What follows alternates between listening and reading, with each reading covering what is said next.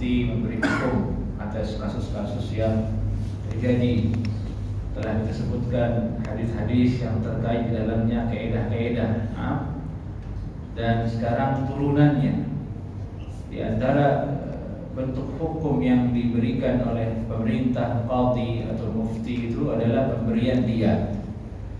Dan diyat ini diatur oleh Allah Subhanahu wa taala dan disabdakan juga oleh Rasulullah sallallahu alaihi wasallam. Diyat itu disebut kalimatnya dalam Al-Quran. Wadiyatun musallamatun ila ahli. Itu firman Allah Subhanahu wa taala menyebutkan tentang diyat. Di diyat ada alif dan ta di akhirnya. Itu bentuknya jamak. Ya, makna salim. Asalnya diyat. Diyatun. Diyat itu maksudnya pembayaran berupa harta untuk mengganti nyawa yang telah dihilangkan. Berarti ini kasusnya adalah masalah ganti rugi dari hilangnya nyawa manusia. Jika seorang membunuh, maka mesti ada urutan hukum yang harus diterapkan kepada pembunuh tersebut. Pilihannya diqisas. Kalau diqisas, dia dimaafkan oleh aqilah kerabat dari korban, maka jatuh kepada diyat nanti. Nah, diyatnya itu berapa, apa saja, ini bahasannya di sini. Lebih dahulu kita ingat, membunuh ini dosa besar. Allah berfirman, "Wa may yaqtul mu'mina muta'ammidan fajazā'uhu jahannam." Siapa yang membunuh suatu jiwa yang beriman dengan sengaja, maka balasannya adalah neraka jahanam. Dan Allah murkai dia, wallahu alaihi.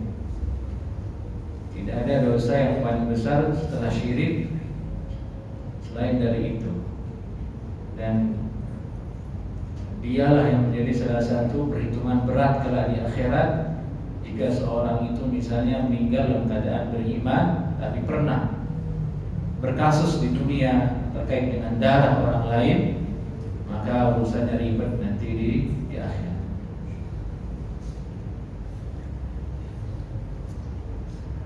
Dan kita menyaksikan di antara ciri akhir zaman itu kasratul qatl, banyak pembunuhan. Kasratul haram, jadi banyak pembunuhan. Entah karena perang, entah karena kejahatan. Nyawa murah.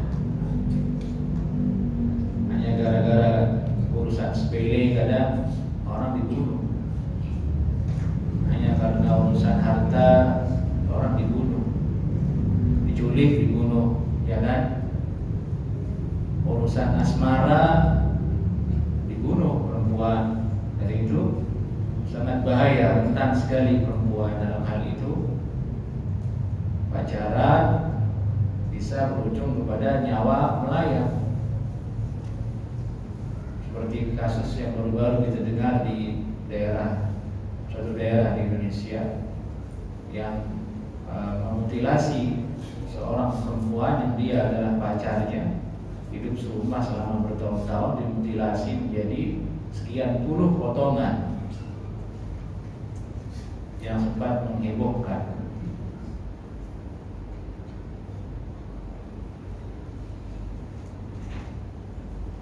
Baik, ini bahasannya, gambarannya sekarang tentang ad-diyat ini. Diyatnya apa saja?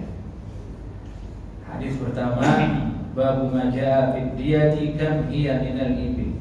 Bab bahasan tentang diyat. Kalau dari onta berapa onta diyatnya? Kita baca hadisnya dulu agar kita mendapatkan keberkahan. Nah, karena ilmu itu dasarnya firman Allah dan sabda Nabi sallallahu alaihi wasallam. Selainnya ngomong-ngomong saja, kecap-kecap saja. bisa diterima, bisa ditolak, kecuali omongan-omongan yang memang berdasar dari salaf dan berdasarkan ilmu. Qala haddatsana Ali bin Sa'id al-Kindi al-Kufi qala akhbarana Ibn Abi Zaidah an al-Hajjaj an Zaid bin Jubair an Khashf bin Malik qala sami'tu Ibn Mas'ud qala qada Rasulullah sallallahu alaihi wasallam fi diyatil khata'i 20 binta makhadin wa 20 bani makhadin dhukuran wa 20 binta labunin wa 20 jada'atan wa 20 hiqqatan. Rasulullah sallallahu alaihi wasallam memutuskan. Qada artinya memutuskan. Kalau Nabi sudah memutuskan, berarti wajib diikuti. Ada dua di sini. Nabi memerintah dan Nabi memberi keputusan terhadap suatu kasus, maka wajib dipegang dengan erat-erat. Tidak boleh beralih darinya. Fi diyatil khata', pada masalah diyat pembunuhan yang salah. Diyat tadi apa artinya tadi diyat, Pak? Tebusannya nyawa berupa harta. Tebusan untuk nyawa berupa harta. Nah, di sini disebut oleh Nabi diyat untuk al-khata', pembunuhan yang khata'. Nah, supaya kita punya gambaran, kita lihat dulu bagaimana penjelasan ulama tentang pembagian pembunuhan ini. Nah,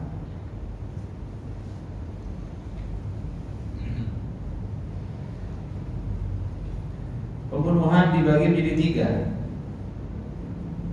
Satu, al-amad namanya, pembunuhan dengan sengaja.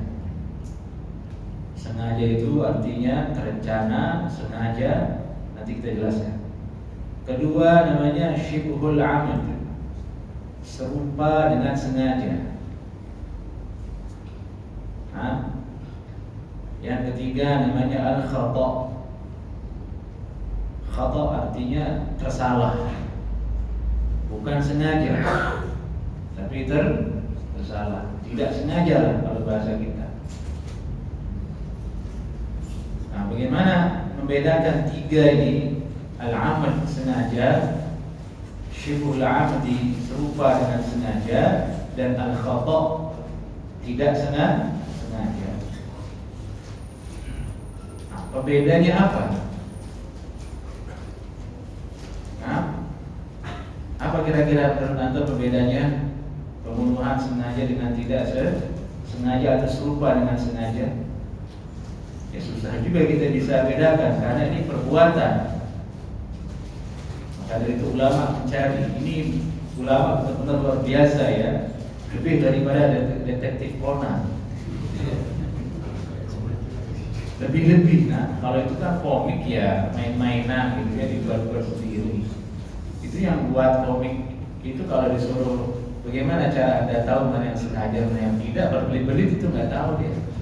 Jadi masya Allah ya, ulama ilmunya luar biasa, tajam akalnya, kuat logikanya.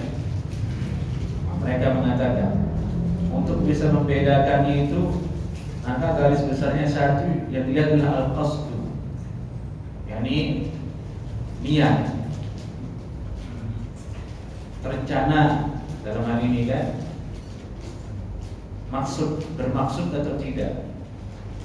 Kedua, naw'ul alatil mustakhdamah fil qatl, macam alat yang digunakan untuk membunuh. 2 hal untuk bisa membedakan mana yang amdun, syibhul amdi, dan al-khata' tadi itu dilihat dari 2 sisi ini. Satu apa? Al-qasdu, yakni ada maksud ataukah tidak dia membunuh. 2, dilihat dari alat yang digunakan. Alat yang digunakan. 2 ini. Nah, baru saya jelaskan. Adapun pembunuhan yang sengaja disebutkan oleh ulama, huwa ay yaqsida qatla syakhsin bima yaqtulu ghaliban. Seorang bermaksud berarti merencanakan membunuh, naudzubillah min dzalik, seseorang dengan alat yang secara kebiasaan pasti mengakibatkan kematian.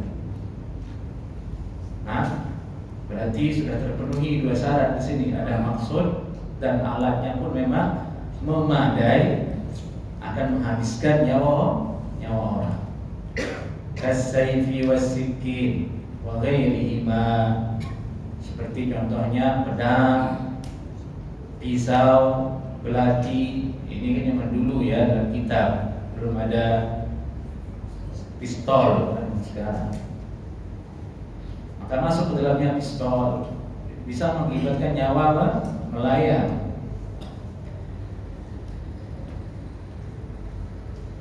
Mimma huwa muhaddad, yakni alat-alat yang serupa dengan pedang, pisau, yang dia adalah intinya memiliki mata yang tajam.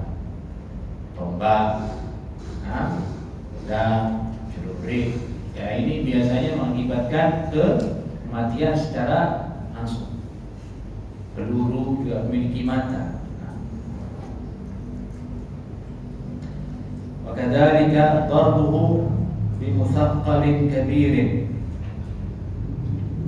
Demikian juga masuk ke dalam kategori membunuh dengan sengaja itu, alat yang digunakan adalah memukul dengan benda yang berat dan besar, yang kalau ditimpakan, dipukulkan ke orang, ya dia akan meninggal dunia.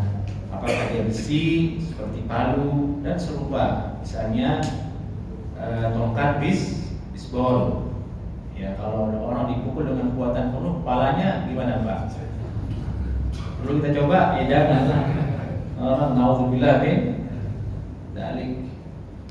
Kalau dilakukan ya masuk ke dalam al-amal, membunuh dengan sengaja. Itu disebut di ayat.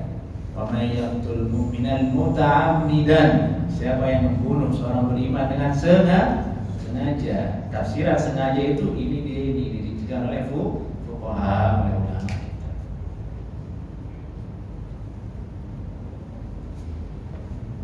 Nah, dalil yang menunjukkan bahwasanya alat yang berupa benda yang berat itu sebuah cerita. Bahwasanya dulu ini riwayat Anas bin Malik radhiyallahu anhu, anna jariyatan wujida ra'suha qad rudda baina hajarain. Seorang perempuan ditemukan kepalanya itu telah benyek di antara dua batu. Nah, di zaman Nabi, fas'aluha man sana'a bika, fas'aluha man sana'a bika hadza fulan. Siapa ini yang telah membuat kepalamu seperti ini? Fulan. Hatta dzakaru yahudiyan, sampai ditemukanlah dia orang Yahudi ini pelakunya. Fa'awma'at birasiha, setelah ditangkap Yahudinya disuruh ngaku, betul kamu yang melakukan? Iya, saya yang melakukan. Ini ada faedah. Di zaman Nabi Madinah itu orang Yahudi ada, tapi yang menjadi pemimpinnya adalah Nabi sallallahu alaihi wasallam. Nah, boleh ada orang kafir di negeri kita, tapi yang menjadi pemimpinnya adalah orang Islam. Hukumnya adalah hukum Islam. Nah,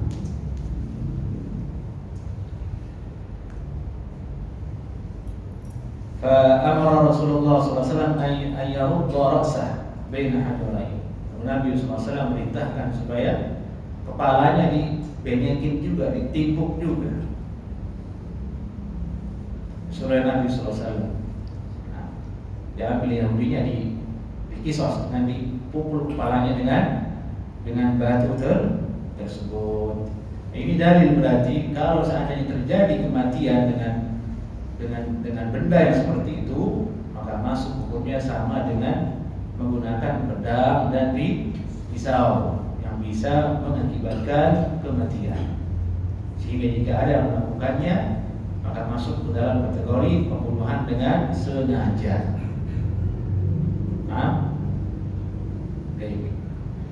Itu pembunuhan al-amd.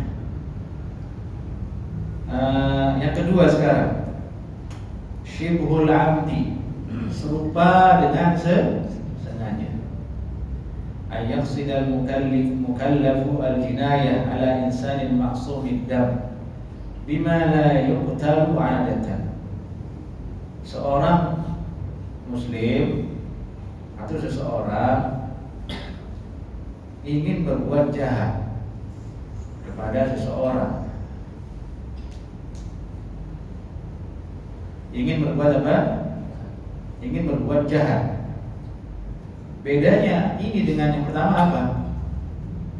Kalau yang pertama itu dari awal bukan berbuat jahat, tapi bertujuan membunuh. Beda antara bertujuan membunuh dengan bertujuan jahat. Kalau bertujuan jahat, ya tidak ada artinya ingin sampai membunuh.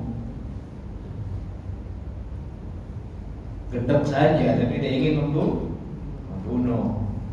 Kalau levelnya sudah ingin membunuh, ya itu lain lagi, ya itu dia maksudnya amat sengaja. Kalau ini enggak, ini ada dendam, dia ingin mencelakakan saja, ingin berbuat jahat kepada orang lain.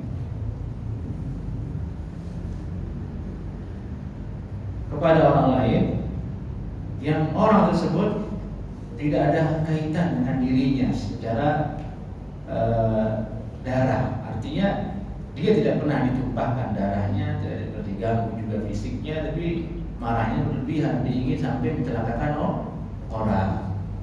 Nah, ini yang sering terjadi dari zaman. Orang sekedar ngomong pedas, balasannya apa? Dibunuh. Seperti ada berita di tempat di Indonesia, gara-gara anak perempuan terus ngomong yang kurang enak didengar, lalu laki-laki itu marah, dia digorok lehernya. Iya kan, ada berita seperti itu, digorok lehernya. Hanya gara-gara anak perempuan itu bicaranya sedikit kasar, tidak enak, tapi dibalas apa? Dipenggal, digorok lehernya anak perempuan itu. Ini miris. Yang lebih mirisnya lagi netizennya, bukannya mengecam pembunuh, yang dikecam apa? Korban. Dia bilang makanya jaga mulut.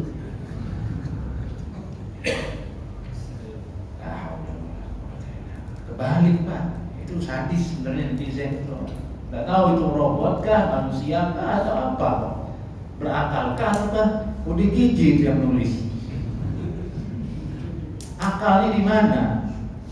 Jelas-jelas beritanya si fulan dibunuh gara-gara ngomong yang menyakiti hati si pembunuh. Yang dihujat siapa? Yang dibunuh, yang dihujat. Makanya jaga lisan, pelajaran jaga lisan. La haula wala quwwata. Harusnya dihujat itu siapa? Yang membunuh. Jadi kan khawatir antum yang ngetik gitu nih. Jangan dong begitu. Akal kita di mana? La haula wala quwwata illa billah. Sesakit-sakitnya hati kita, Pak, itu kan sekedar omongan. Ya nggak sampai dong kita ambil pisau bacok orang, nggak setimpal. Itu yang disebut dengan setipis tisu. Nih tisu tuh. Omongan dibalas dengan omongan, jangan pakai pisau. Nah, itu yang disebut dengan psikopat itu, diem tapi ngasah pisau. Tentu kita tidak membenarkan orang yang ngomong jelek itu, menyakiti hati orang, kita tahu itu salah. Nah, tapi dalam kondisi entah apa sehingga dia berkata seperti itu, sakit hati, sabar sedikit, balas dengan omongan. Ini sering terjadi Pak di jalan tuh. Hanya gara klakson doang orang turun bawa senjata tajam. klakson, ya harusnya kan balas klakson aja sih. Dikit, ya udah balas klakson. Kenapa Anda turun bawa pisau? Nah itu tidak bagus, nah, salah. Begitu. Kalau kami pribadi kalau di klakson, ya minggir aja, pinggir, kami teriak. Perkara sama orang di luar sana itu, kita tahu orang kayak gimana, dia kan nggak kenal kita. Siapa yang kenal Ustaz di jalan? Di jalan Pak, siapa Pak? Anda MURT, ada MURB, nggak ada yang kenal di jalan. Oke, Anda di RW mau dikenal, Pak RW itu suka. Oke, di luar siapa yang kenal? Ngalah kalau gitu dia pinggir. Suruh dia duluan, ntar juga ketemu lagi sama dia. Perjalanan Bekasi begitu. Nah, itu belajar sabar. Allah musta'an, baik bulan, ini dia tujuannya sekedar berbuat jahat, tapi tidak sampai tujuan membunuh. Dan alat yang digunakan la yuqtalu atau la yaqtulu ghaliban, biasanya tidak sampai mengakibatkan kematian.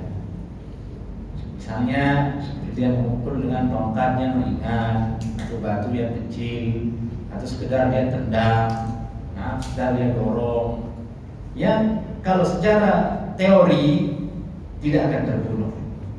Sekedar dia tampar misalnya, sekedar ditinju gitu. Ya orang tinju kan kena nggak mati kan Pak? Kan tinju jarang tuh yang mati, kena dia sehat-sehat aja, tidak terbunuh dengan perbuatan seperti itu. Tapi ternyata kali ini lain, mati dia.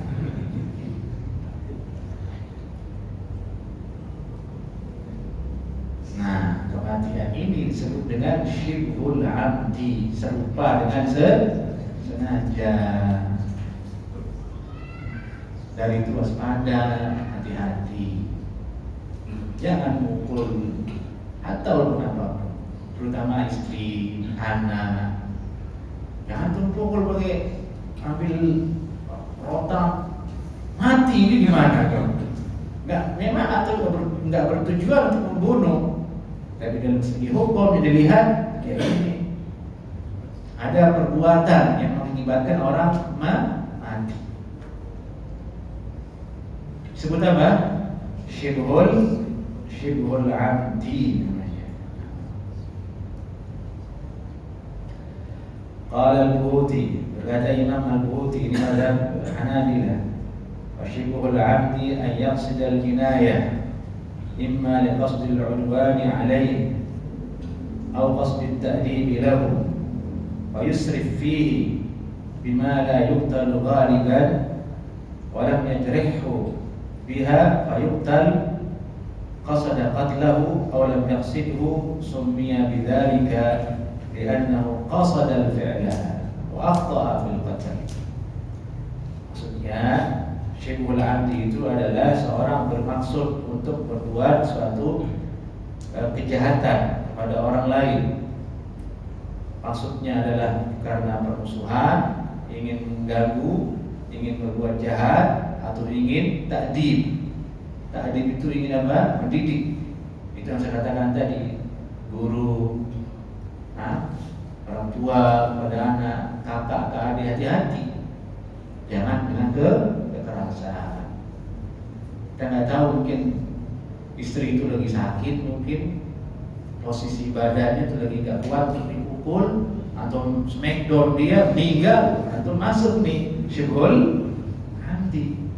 Atau ada murid memang sudah sakit di rumahnya, datang ke sekolah, santrinya lagi sakit, atau dihukum cambuk kakinya, telapak kakinya, meninggal dunia, syibhul amdi. Berat di akhirat nanti itu. Dari itu pesantren, sekolah sudah bukan zamannya lagi menghukum dengan fisik. Jangan sampai terulang lagi ada kasus santri terbunuh, santri meninggal dunia. Jangan sampai jadi lagi bully, akhirnya meninggal dunia. Ini kan bully biasanya. Ada santri dipukul, ditendang, biasanya sih nggak mati, Tapi ketika itu santri ini keadaannya sedang kurang enak, mungkin badannya kurang fit, dia belum makan, belum minum, ditendang, dipukul, meninggal. Sebagaimana yang pernah terjadi di sebagian pesantren. Betapa pilu hati orang tuanya. Itu hukumnya bagaimana itu? Syibhul abdi. Dalam Islam dipanggil tuh anak-anak yang mukul-mukul itu, dibalas. Balas bagaimana? Ini dia bayar. Nggak ada yang free, Pak. Isi Amin motor aja 2.000, pergi nyawa orang, Pak. Ngebuang antum kencing toilet di SPBU aja itu gencengan 2.000 suruh bayar, kasihan. Nyawa orang kok Anda nggak bayar, piye itu?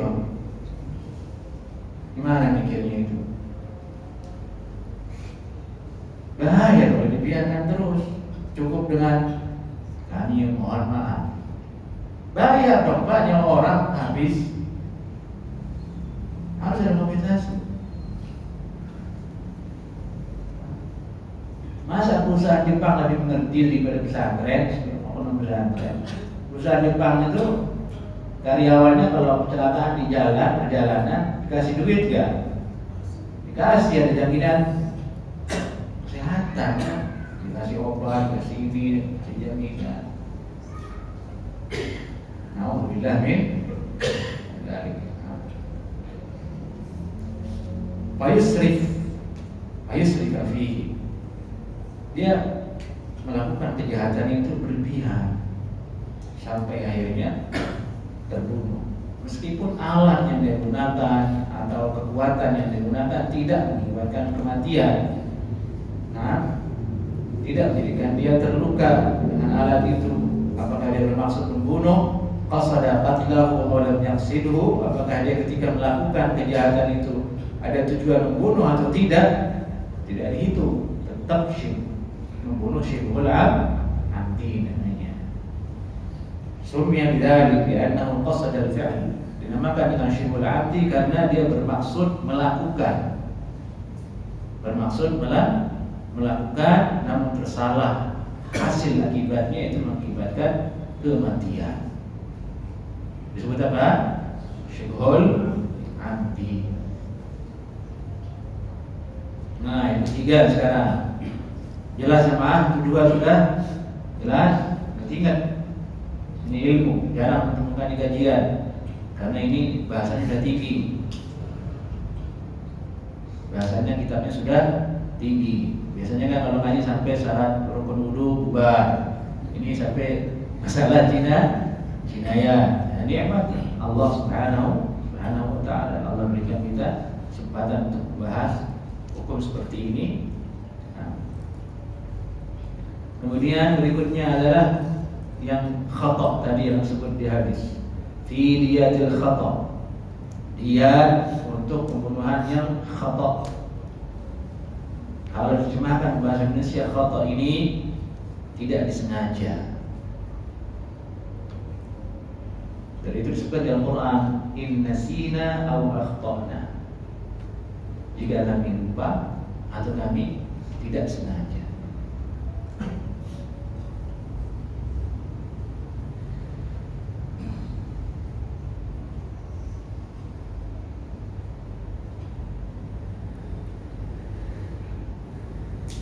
أن يفعل المكلف ما يباح له فعله كأن يرمي صيدا. Seorang mukallaf muslim melakukan perbuatan yang boleh pada dasarnya dia lakukan. Ka'an yarmi saydan, seperti dia memanah buruan. Memanah buruan boleh atau tidak? Boleh. Berburu hewan. Salah satu rezekinya umat Nabi Muhammad SAW dulu, para sahabat, adalah dengan berburu. Dengan berburu. Tidak ada daging, yang pergi berburu. Dulu sebelum ada terusan Suez, Jazirah Arab itu nyambung dengan Afrika. Jadi ada gajah dulu di Arab, Madinah. Dan itu masyhur cerita Imam Malik ketika mengajar hadis, ada gajah lewat. Semua muridnya kabur lagi lihat kan gajah. Tumben di gajah lewat di Madinah. Cuma satu orang yang nggak pergi, muridnya Imam Malik, kalau nggak salah Imam Laif, nggak pergi. Kenapa kamu nggak pergi? Lihat gajah. Itu yang lain lihat gajah. Ya Syekh, saya jauh datang dari Maroko Maghrib itu bukan untuk lihat gajah, mau lihat antum, melihat hadis. Nah itu faedah adab dalam menuntut ilmu, ta'zim kepada ilmu. Yang lain mah pergi lihat gajah. Imam Malik juga nggak marah orang tuh lihat gajah, ya silahkan lihat gajah. Dia mah duduk, cuma satu tinggal muridnya. Kenapa kamu pakai ikut? Saya datang ke sini untuk ilmu, melihat gajah.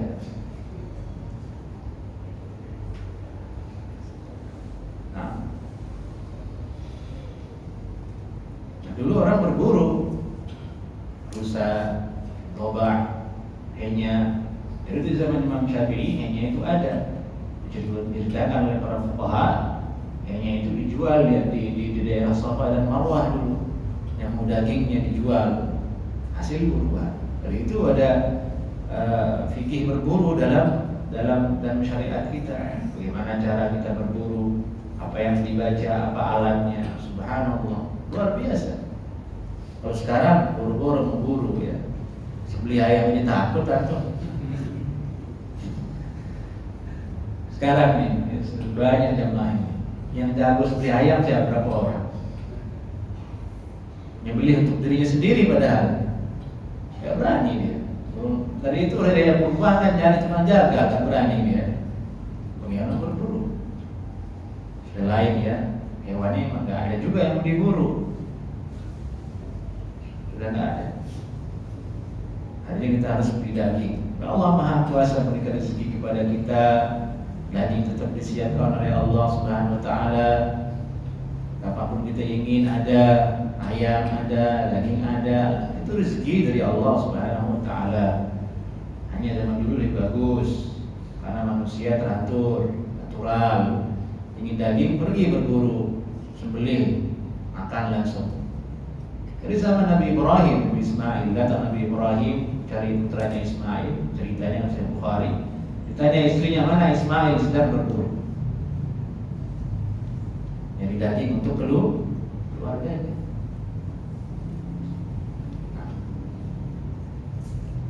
Nah, ini perbuatan boleh memanah buruan, atau yang sib gardon, atau dia latihan ingin menyasar satu tujuan. Entah latihan mana, latihan nembak, latihan ngebom. Misal, kalau ada fayusib insanan maksum mudab fayaqtulah. Kemudian alat yang juga untuk latihan, untuk menembak buruan itu ternyata meleset. Bukan kena buruan, bukan kena sasaran, yang kena orang. Fulan sedang lewat, ada orang latihan mana? Bukannya kena ke sasaran, orang yang lewat itu kena begitu, meninggal dunia. Nembak juga orang yang kena bukan sasaran. Nah, ini disebut dengan qatlul khata', membunuh dengan tidak sengaja. Tapi tetap dibangsakan kepada membunuh. Tetap kena oleh hukum dalam Islam. Karena dia menjadi penyebab, salah satunya hilangnya nyawa seorang manusia, meskipun dia tidak pernah bermaksud. Ingat ini awal memang maksudnya bukan untuk membunuh, bukan untuk jinayah ke orang, untuk berjahat, tidak ada. Dia melakukan aktivitas yang normal, ubah hukumnya, tapi pada Allah yang kena adalah orang.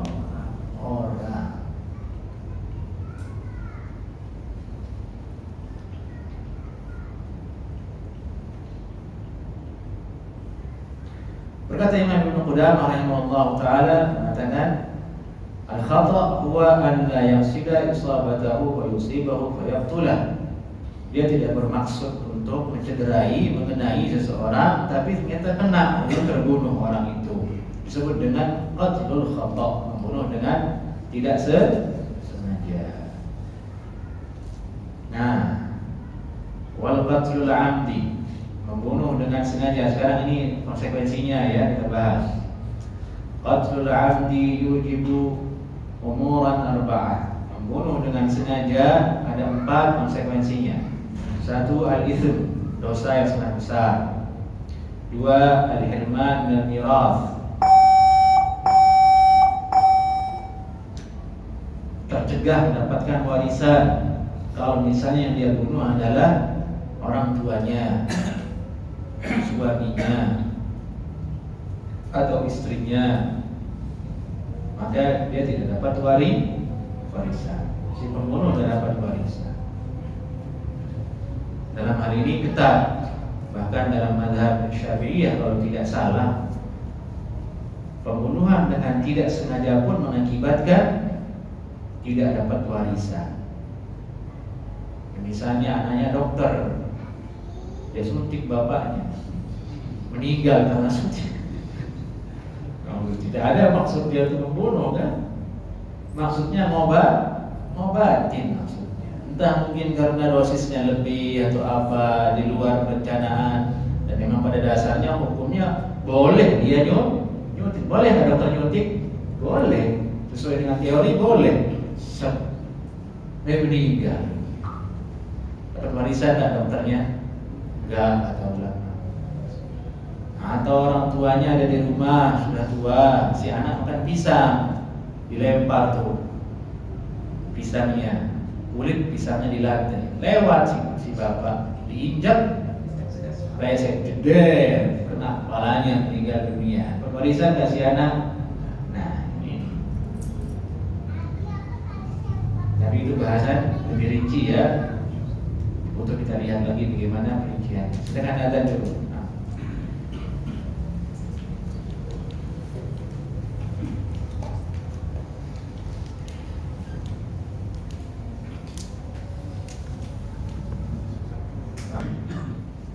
Kita lihat kemudian konsekuensi yang ditimbulkan dari 3 macam bentuk pembunuhan tersebut tadi.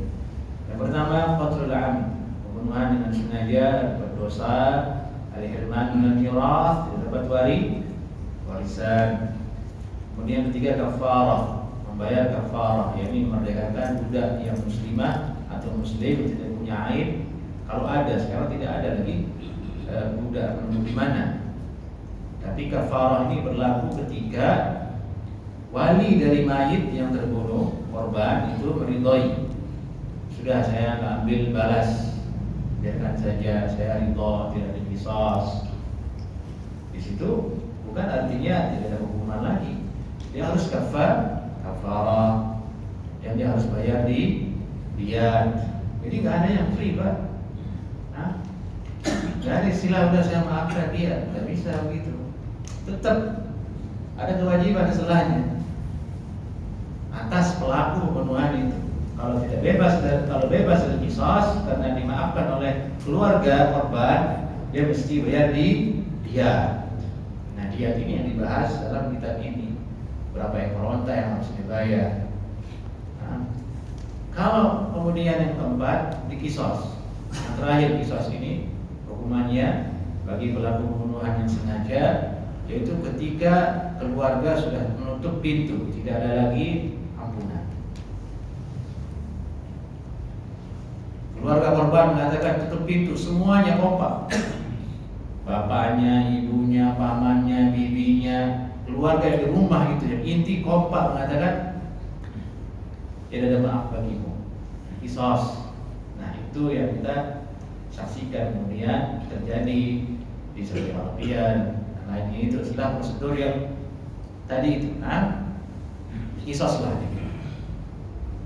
Satu saja keluarga mengatakan maaf, terima maafnya. Misalnya ibunya bilang, ya sudah, maafkan saja, cukup. Yang lain tidak dianggap lagi perkataannya. Bapaknya, adiknya, kakaknya itu nggak dihitung. Ibunya sudah bilang maaf, ini sudah. Lebih bagus itu memaafkan. Sampai ke level itu pun tetap dipuji oleh Allah, memaafkan lebih bagus dari nyawa yang hilang. Tapi dilihat oleh fuqaha kemudian, orangnya layak dimaafkan atau tidak. Kalau pembunuh itu ternyata adalah orang yang sangat-sangat memandang remeh nyawa orang lain, tidak boleh dimaafkan. Nanti dia membunuh lagi. yang artinya kemudian hukum tidak tegak, tidak bisa mencegah orang berbuat kejahatan. Yang disuruh jangan maafkan, suruh qisas supaya tidak ada lagi pihak pembunuh di tempat tersebut. Nah, kemudian setelah itu syibul amr, yang serupa dengan sengaja. Itu pertama dia berdosa karena dia yang mengawali, dia yang berbuat, berdosa dia harus bertaubat kepada Allah Subhanahu wa taala dan harus bayar diyat. Dia tidak diqisas, tapi bayar diyat karena dia tidak bermaksud untuk membunuh. Kedua, alat yang digunakan juga alat yang tidak membunuh secara kebiasaan, tapi ada faktor lain yang menjadikan dia terbunuh korban tersebut yang memang awalnya dari dia. Nah, di sini dia tidak diqisas, tapi disuruh bayar diyat. Ini yang dibahas di bab kitab ini nanti insyaallah taala. Yang ketiga tadi itu khata'. Nah, yang khata' itu disuruh bayar diyat. Yang ringan oleh Nabi SAW dicicil 3 tahun. Ini ada di hadis. Dicicil berapa? 3 tahun bertahap. Kalau yang syibul abdi disuruh bayar cash, misalnya 100 onta, ya sudah disuruh bayar cash. Hitung aja itu berapa M. Kalau dia nggak punya, disuruh diambilkan keluarganya, semua urunan keluarganya, bibinya, pamannya, kakeknya, semua tabungan dikuras atau buka donasi supaya bisa membayar uang cash. Itulah fungsi manfaat kekompakan keluarga di sana di Saudi Arabia. Jadi kalau ada keluarga yang terbunuh atau keluarga yang menjadi pembunuh di sana, syibul amal, misalnya nabrak, sebagaimana yang terjadi di kawan kami dulu di sana, orang Singapura ditabrak, meninggal dunia, rahimahullah taala. Tengah malam pulang entah dari mana lewat jalanan tabrak. Nabrak itu dalam fikih kontemporer masuk kepada syibhul amdi. Syibhul amdi. Dengan kecepatan yang begitu kuat, ya kalau nabrak ya pasti mati. Dari itu jangan remehkan Pak masalah ngebut. Jangan terlalu ngebut. Mau ngejar apa sih? Aturannya bilang 80 ya sudah 80. Ntar juga telat paling 5 menit barengan ketemu sama orang yang ngebut itu. Sering saya buktikan. Ngebut, nyampe sana. Baru 5 menit kita udah nyampe juga. Toh juga orang Indonesia kan ngebut-ngebut sampai sana ngopi, bukan langsung kerja. Terus ngapain ngebut-ngebut? Bersantai aja kalau gitu, nyari selamat, lindungi nyawa diri kita dan orang lain. Nah, di sana tadi kisah tadi itu terbunuh, ditabrak, ya sudah datang keluarganya ke kelas. Keluarga yang nabrak, mana si fulan temannya kita membayar dia, meninggal dunia ditabrak. Yang nabrak datang tuh, minta maaf, keluarga mana pucat pasti dia. Alhamdulillah min. Nah, baik. Ini kajian kita dulu jemaah. Sampai di sini. Hadis ini nanti kita bahas bukan berikutnya insyaallah taala rincian daripada dia yang harus dibayar oleh orang yang melakukan pembunuhan dengan khata' tadi. Nah, jadi kita tahu seluk-beluk dari hadis ini. Ada yang ditanyakan dipersilahkan.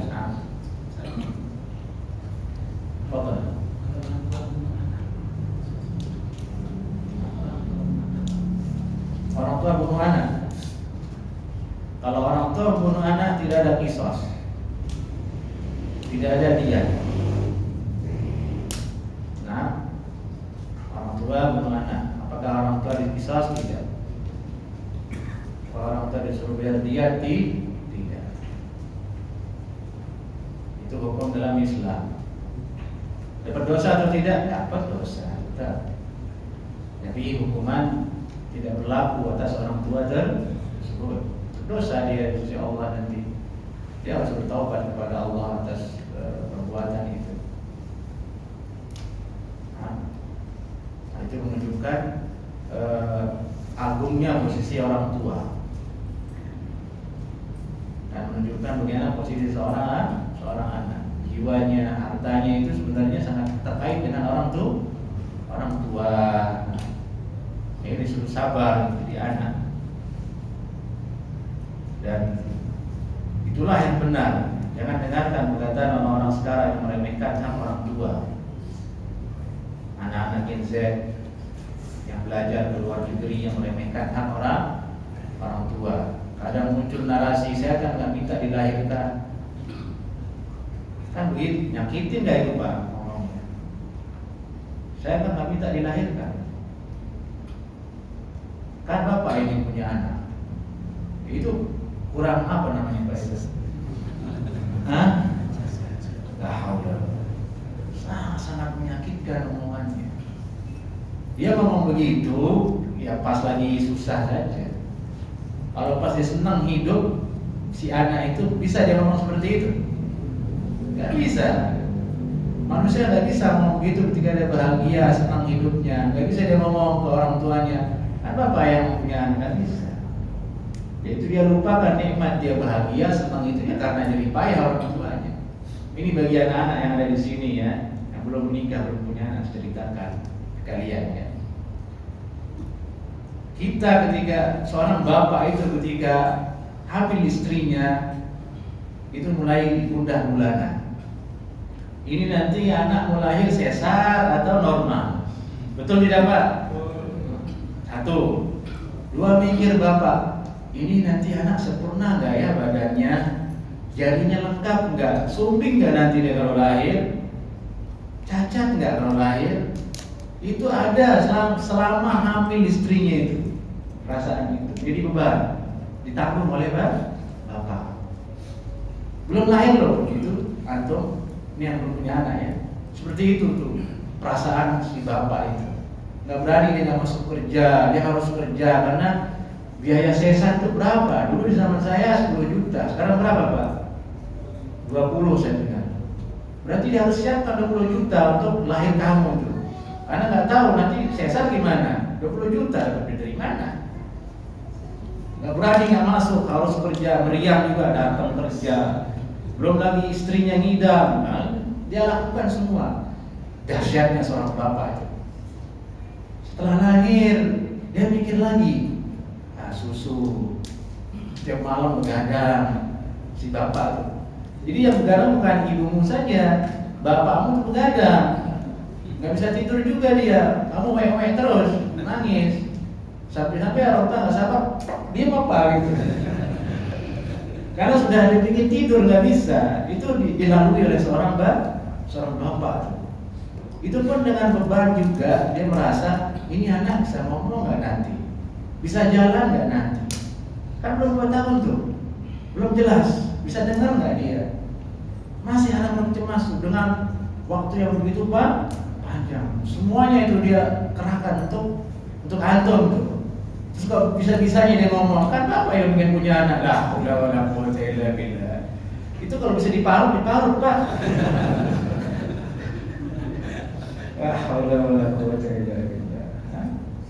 Sangat-sangat luar biasa. Itu bapakmu itu kemudian ngajarin kita jalan. Ayo jalanan, dijemur tiap pagi atau jalan. Yang paling pertama sakit tuh dia bapak, bukan antum. Kalau bisa ditukar saya nih yang jatuh gitu. Karena jatuh mah nggak seberapa, tapi hati itu la haula wala quwwata. Nanti antum rasakan nih, belum nikah ya, belum punya anak. Apa yang saya omongkan itu maka rasakan. Insyaallah taala. Itulah seorang bapak. Baik ya, sampai sini dulu kajian kita. Assalamualaikum warahmatullahi wabarakatuh.